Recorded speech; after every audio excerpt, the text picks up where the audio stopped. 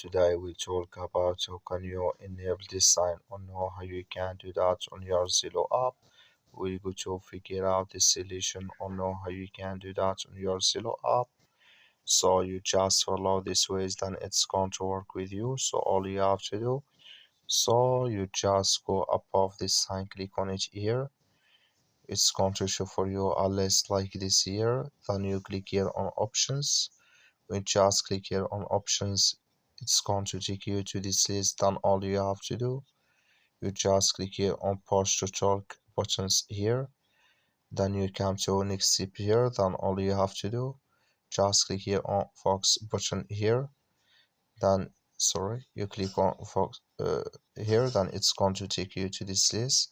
Come here to show button here on the talk screen. Click in this sign. That like you see this color show for us. That's mean here button on the talk screen is show for us now. It's enabled with us now. That's all you have to do. Thank you for watching. Don't forget to support us by liking, subscribe.